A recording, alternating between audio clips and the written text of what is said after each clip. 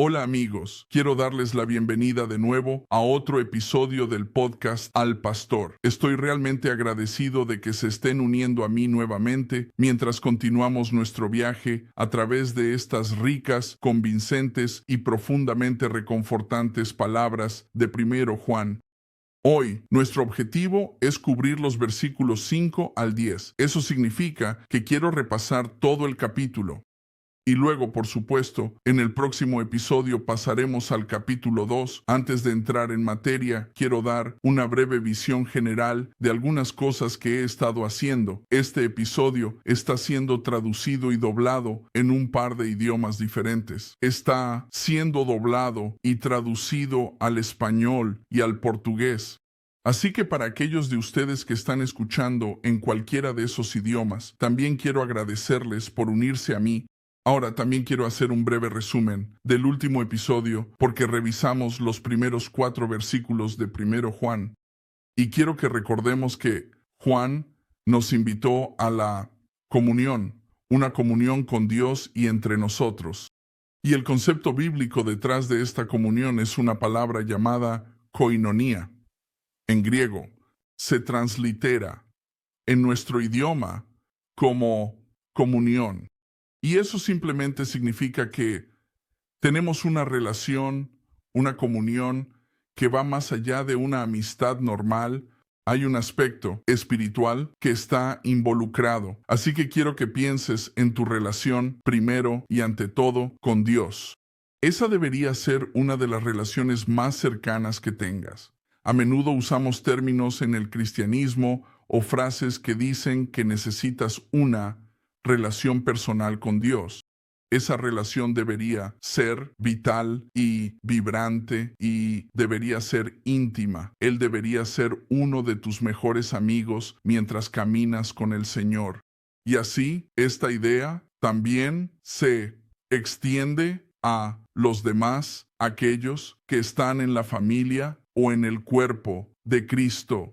Y así, al mirar esas cosas, uno de los resultados de tener comunión con Dios y con los demás es una alegría, una plenitud de alegría.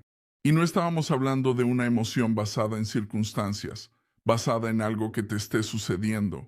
No, esta es una alegría que es indescriptible y llena de gloria mientras caminamos con Dios y con otras personas. Así que hoy, mientras recorremos los versículos 5 al 10, Juan quiere llevarnos aún más lejos y nos muestra la base de esa comunión contra el telón de fondo de la luz y la oscuridad, contra el telón de fondo de la verdad y el engaño, el pecado y el perdón. ¿Sabes? Me parece interesante porque cuando Jesús caminó en esta tierra, no solo enseñó o sanó, también reveló. Su presencia era una luz que penetraba los corazones y las mentes, exponiendo las cosas ocultas, revelando tanto el pecado como la verdad. Nadie podía encontrarse con Jesús sin enfrentarse a la luz de Dios. ¿No es eso lo que dijo Jesús? Yo soy la luz del mundo. Y así, hoy, al mirar la palabra de Juan, se nos recuerda que esta luz no es solo una presencia reconfortante, es una realidad definitoria que determina nuestra capacidad para conocer verdaderamente a Dios. Y así, Juan nos muestra que Dios mismo establece el estándar de lo que significa caminar en su luz. En su luz debería decir, es su pureza, es su santidad, la que nos llama de la oscuridad a una vida que refleja, aquí está, su verdad. Pero Juan también nos da una advertencia, y esa advertencia es sobre el pecado. Cualquier rebelión, cualquier alejamiento de esa luz o de esa verdad crea distancia entre nosotros y Dios. Caminar en la oscuridad es lo opuesto a caminar con Él y hace que la comunión con Él sea imposible. Y por eso Dios envió a su Hijo. Esa es la buena noticia del Evangelio. Envió a su único, su Hijo unigénito, que no solo nos da luz y vida, sino que también expía Eso significa que Él perdonó nuestros pecados. Es en Jesús que tenemos la esperanza del perdón. Tenemos una limpieza que nos trae de vuelta a esta comunión. Pero aquí está la cosa: negar el pecado, afirmar que no tenemos necesidad de su gracia, de su perdón, es llamar a Dios mismo un mentiroso.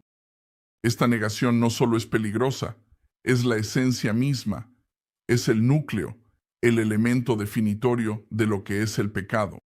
Y así, al entrar en estos versículos, quiero que abramos nuestros corazones para que la luz de Dios pueda brillar y posiblemente Él pueda exponer, Él pueda revelar. Y, en última instancia, mi esperanza y mi oración es que si no estás en comunión con Dios, Él te lleve de regreso a ese lugar, donde estás caminando con Él una vez más.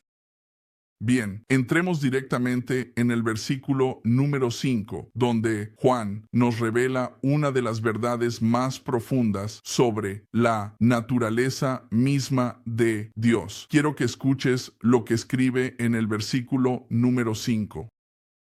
Él dice: este es el mensaje que hemos oído de Él y que les declaramos a ustedes, que Dios es luz y en Él no hay ninguna oscuridad. Esto es asombroso porque Juan no está diciendo que Dios tiene luz o que da luz. Él dice que Dios es luz. Esto no es solo una descripción, es una declaración del ser esencial de Dios.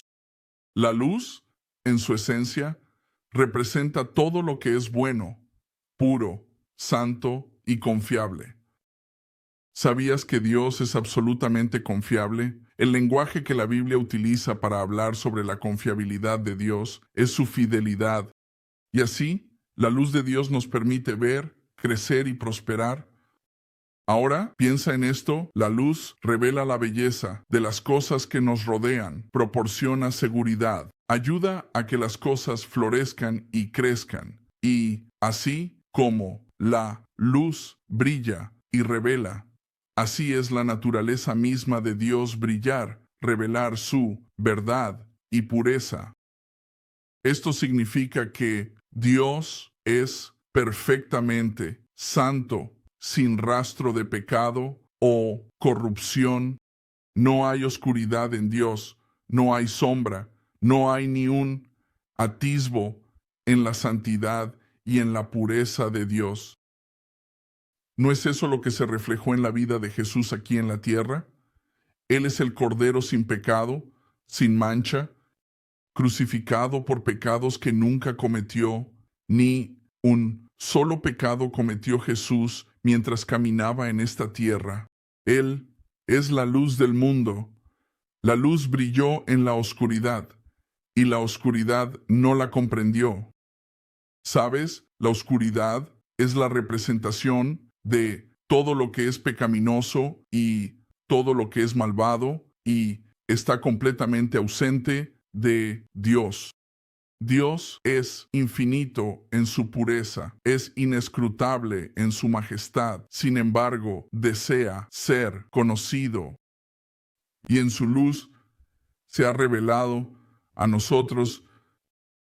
Ahora, algo más aquí en el versículo número 5, porque las palabras de Juan también son una reprensión a aquellos que afirman tener conocimiento secreto de Dios.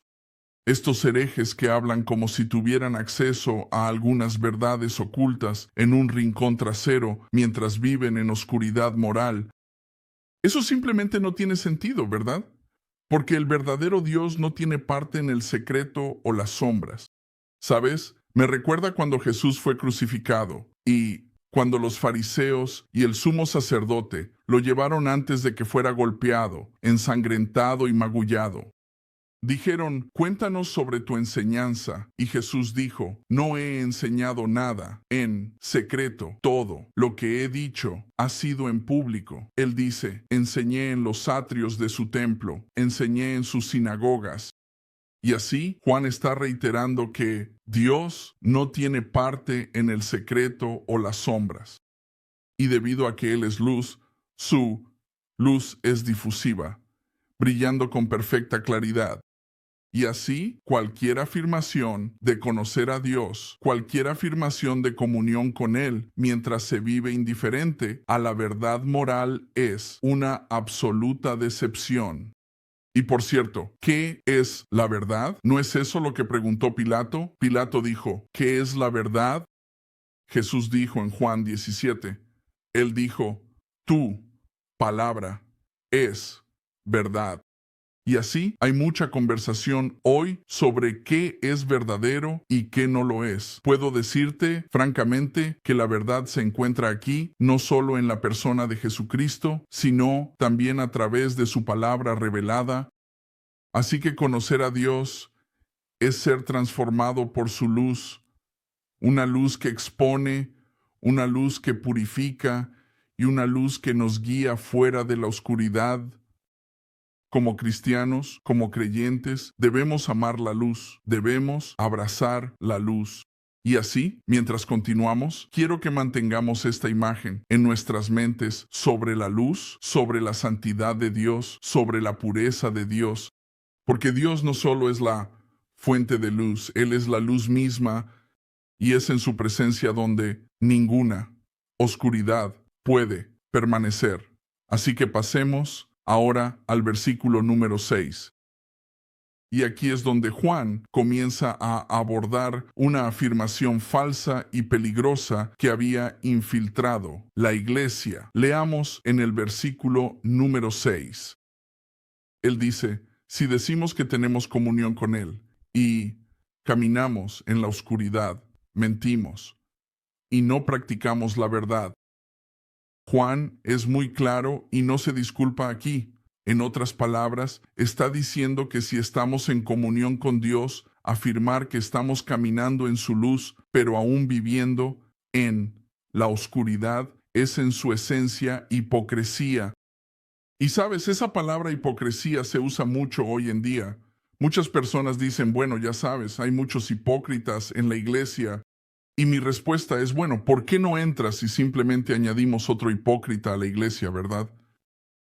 Pero el énfasis de Juan en la luz no solo habla de personas que no viven de acuerdo a lo que creen, porque todos tenemos pecado. Juan va a abordar esto de manera muy clara, pero de lo que está hablando aquí es de un intencional caminar habitual en el pecado, en su esencia, mientras aún crees que tienes una relación correcta con Dios y le dices a otros que también tienes una relación correcta con Dios. Y así Juan está confrontando esta peligrosa decepción en su tiempo. Y era la sugerencia. De nuevo, puedo tener comunión con Dios, pero no tengo que enfrentar la realidad del pecado en mi vida. Y algunos de estos maestros creen que, dado que el cuerpo físico era corrupto o insignificante, aún podrías tener una vida eterna sin que afectara tu relación. Pero Juan, aquí está la cuestión. No permite para ese tipo de teología, no permite ese tipo de desconexión. Para él, afirmar, decir que tienes comunión con Dios mientras te entregas y practicas el pecado es vivir una mentira. La oscuridad y la luz no pueden coexistir. ¿Alguna vez has visto una calcomanía en un parachoques? No sé si tienen estas en otros países o no, pero aquí las tenemos en los Estados Unidos. Y es una calcomanía en un parachoques, y probablemente la pondré en la pantalla, que dice coexiste. Es esta idea de que, ya sabes, todos estos diferentes caminos conducen a Dios y solo necesitamos llevarnos bien y solo necesitamos tener paz. Y Juan está sacando su martillo, por así decirlo, y está derribando esa creencia, ese pensamiento, esa teología. La luz y la oscuridad no pueden coexistir, y así esta es la primera de 3 afirmaciones falsas que Juan aborda en este pasaje. Cada una de ellas expone una mentira sobre la naturaleza de la comunión con Dios. Y así, Juan advierte que la verdadera comunión con Dios exige una vida que lucha por la santidad. Ahora, escucha, eso no significa que vayas a ser perfecto, pero significa que cada día cuando te levantas, estás luchando la buena batalla de la fe, estás dando lo mejor de ti. Caminar en la luz significa vivir de una manera que refleje la pureza de Dios. Cualquier otra cosa es engaño. Continuemos ahora con el versículo número 7, donde Juan nos da una visión de lo que realmente significa caminar en la luz y los hermosos resultados de vivir en la presencia de Dios. En el versículo número 7 dice, pero sí, caminamos en la luz como Él está en la luz, tenemos comunión unos con otros. Ahora, espera un momento, y la sangre de Jesucristo, su Hijo, nos limpia de todo pecado. Caminar en la luz no es solo una frase o una idea, es un mandato y es una invitación a vivir cada día en la presencia de Dios, permitiendo que la verdad de su palabra penetre en cada parte de nuestras vidas. Caminar en la luz significa que dejamos que el carácter de Dios nos moldee, purificando nuestras acciones, nuestros pensamientos y nuestros motivos. Esto no es solo algo que sucede por defecto. En otras palabras, no es como si un día te despertaras y dijeras, oh, ¿sabes qué? De repente estoy caminando en la luz. No es una experiencia pasiva. Requiere un contacto constante con Dios, una apertura continua a su corrección, a su reprensión, a su luz. Es un deseo inquebrantable de ser transformado, de reflejar las cualidades de Jesús. Estamos siendo hechos cada vez más a la imagen y semejanza de nuestro Señor. Así que caminar en la luz exige honestidad con nosotros mismos, humildad ante Dios y un compromiso de confrontar el pecado, en lugar de tolerarlo. Y aquí está la belleza de esto. Cuando caminamos en la luz, no solo cambia nuestra relación con Dios, también transforma nuestras relaciones entre nosotros. Y Juan nos muestra que esta comunión, primero con Dios, naturalmente llevará a la comunión con su pueblo. Si realmente estamos viviendo en la luz, nos sentimos atraídos a la comunidad de creyentes. Sabes, hay muchas personas hoy en día que dicen, bueno, ¿sabes qué? No tengo que ir a la iglesia. Creo que necesitan un buen estudio bíblico en 1 Juan, especialmente en las epístolas. Quiero decir, si realmente amas a Dios, vas a amar a su pueblo. Debemos amar a Dios y amar a nuestros vecinos. Así que cuanto más estemos en comunión con Dios, este es un subproducto natural de que tendremos comunión. Y sabes, una de las primeras cosas que se nota en las personas, y he estado haciendo esto 17 años a tiempo completo como pastor, es que uno de los primeros signos de que las personas no están en comunión con Dios es normalmente su comunión con el pueblo de Dios empieza a ser escasa. Ya no están interesados en reunirse, inventan todo tipo de excusas, ya sea para no ir a la iglesia, no estar en una comunidad, ya sea un grupo pequeño o un evento, encontrarán lo que sea. Y, inevitable, eso comienza a llevar a lo que yo llamo una pendiente resbaladiza. Y antes de que pase mucho tiempo, se alejarán por completo. Escucha, si realmente estamos viviendo en la luz, nos sentimos atraídos a la comunidad de creyentes, aquellos que también buscan la presencia de Dios. La verdadera comunión con Dios crea, recuerda ahora, alegría, plenitud de alegría, y es una unidad alegre. ¿Entre quiénes? Los creyentes. Eso es hermoso.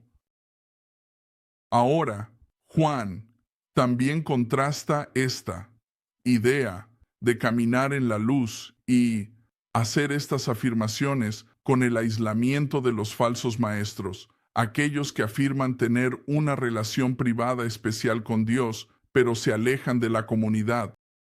Para Juan, la espiritualidad genuina se caracteriza por la apertura, por una vida compartida y por el amor dentro del cuerpo de Cristo. No podemos caminar en la luz de Dios solos.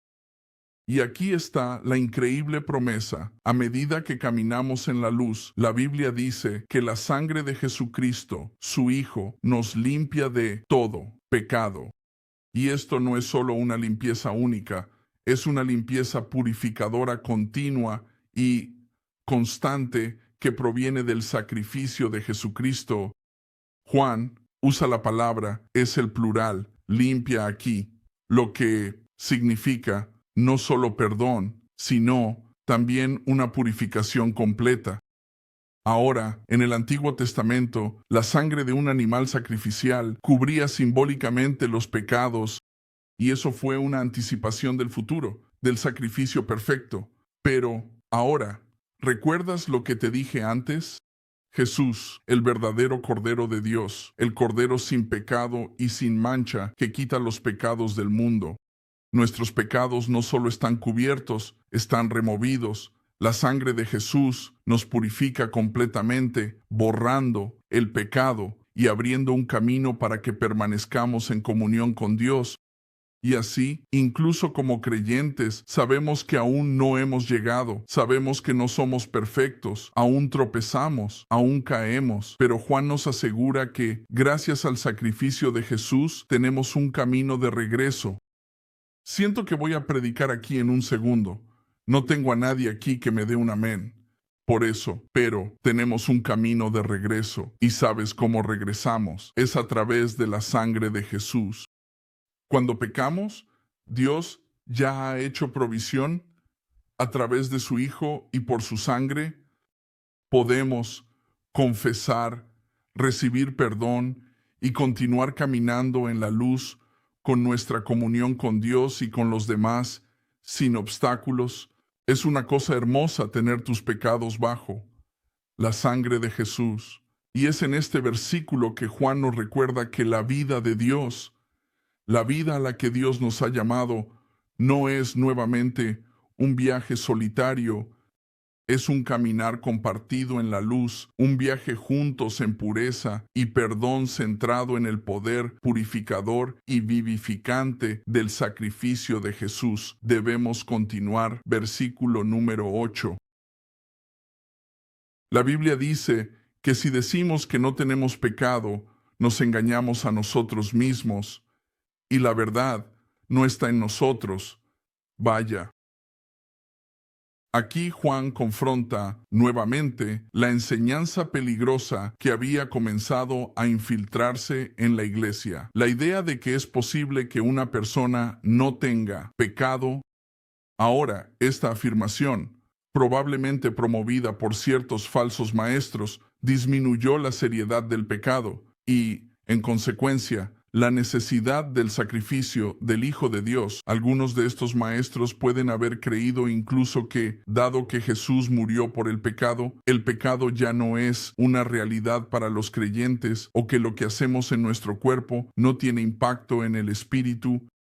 Pero Juan expone esta afirmación como una mentira, un autoengaño que nos ciega a la verdad. Juan no solo está abordando un error teológico, sino que está revelando un peligro espiritual. Decir que no tenemos pecado, afirmar eso, es negar nuestra necesidad de la gracia de Dios. Es vivir como si no necesitáramos obra limpiadora y redentora sangre. Este tipo de negación no solo nos desconecta de la verdad, sino que construye un muro de orgullo entre nosotros y Dios. Juan está diciendo que cualquiera que afirme ser sin pecado ha cerrado su corazón a la realidad de la palabra de Dios. ¿Qué nos enseña eso? ¿Que todos han pecado y que todos han caído cortos de la gloria de Dios? La palabra nos enseña que el pecado nos afecta y que continuamente necesitamos la obra limpiadora de la sangre de Jesús en nuestras vidas. Y así, la advertencia de Juan aquí es muy clara. Si ignoramos o minimizamos el pecado, nos estamos engañando. Estamos viviendo una ilusión. El pecado es real y, aunque la muerte de Jesús ha conquistado el pecado, ¿verdad? Jesús dijo, tengo las llaves de la muerte, el infierno y la tumba.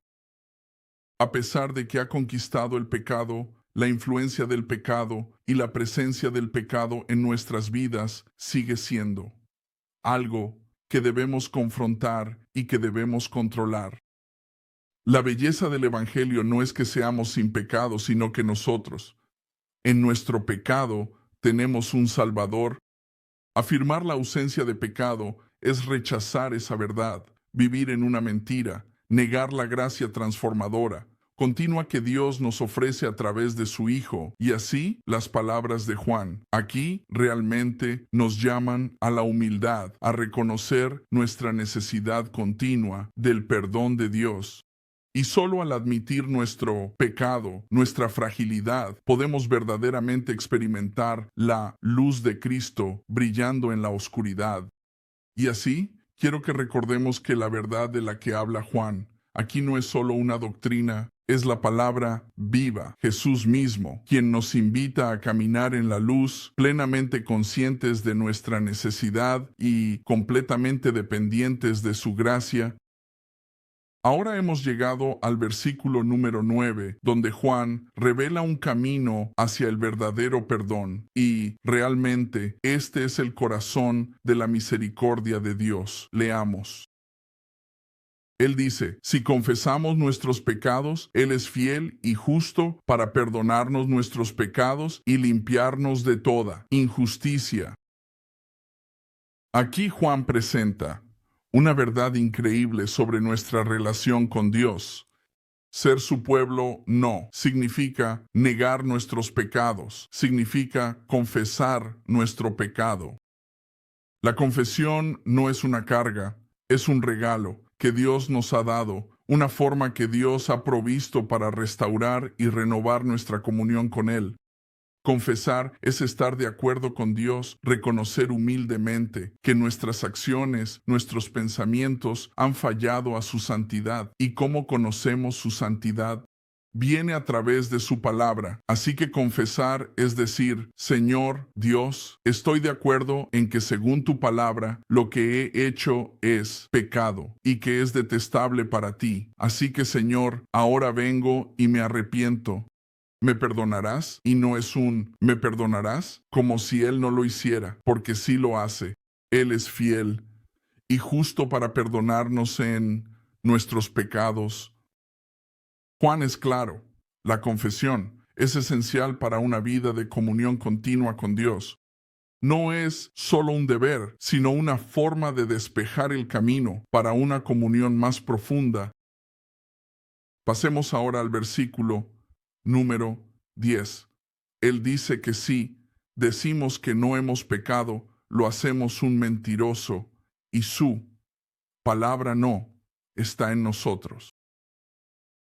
Ahora aquí, Juan confronta una de las negaciones más audaces de todas.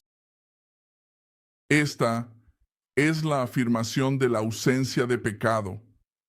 Algunos falsos maestros creen que su supuesto conocimiento los coloca por encima del pecado mismo, que han alcanzado un nivel de superioridad espiritual que los hace incapaces de hacer el mal.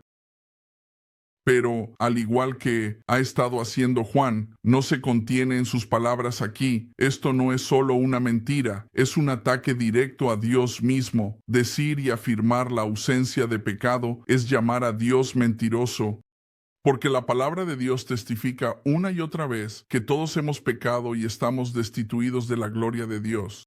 Y si no tuviéramos pecado, entonces la cruz no habría sido necesaria. El sacrificio de Jesús sería insignificante, y así esta negación trata el sufrimiento, la muerte de Jesús con absoluto desprecio. Por lo tanto, el mensaje de Juan es claro. La palabra de Dios no habita en la Biblia, en un corazón que se niega a reconocer su necesidad de gracia. Así que aquellos que niegan su pecado están cortados del poder transformador de la palabra, porque en su esencia el Evangelio es un mensaje de redención, una redención que solo necesitamos si realmente somos pecadores, y sin este reconocimiento no hay arrepentimiento, no hay perdón, no hay comunión con Dios. Porque para conocerlo verdaderamente debemos venir con un corazón humilde, reconociendo nuestro pecado y nuestra continua necesidad de su gracia limpiadora. ¿Sabes? Al cerrar hoy, no sé dónde te encuentras en tu vida. Tal vez has estado en comunión con Dios y en comunión con otras personas, pero te has desviado. Tal vez estás viendo esto hoy y estás diciendo, Señor, necesito volver a tu presencia. Quiero recordarte que la confesión es un regalo. La Biblia dice que si confesamos con nuestra boca y creemos en nuestro corazón que Dios levantó a Cristo de los muertos, seremos salvos. Esa es una promesa que está garantizada. Puedes confiar en ello. Dios es justo y fiel para perdonarte de todos tus pecados. Y así quiero animarte hoy a que, a tu manera, le pidas a Dios que te limpie y te haga nuevo. Y si no has estado en la iglesia, quiero animarte. Necesitas ir a la casa de Dios. Necesitas reunirte con otros creyentes. Oye, si tienes algún pensamiento o si tienes alguna pregunta, si hay algo en estos versículos o algo que dije que quieras aclarar, en la descripción está mi correo electrónico. Puedes escribirme en cualquier idioma que desees. Podré traducirlo sin problema. Hablo español, aunque no tan bien, pero entiendo la mayor parte y a veces también portugués. Así que muchas gracias por sintonizar. Nos vemos en el próximo episodio.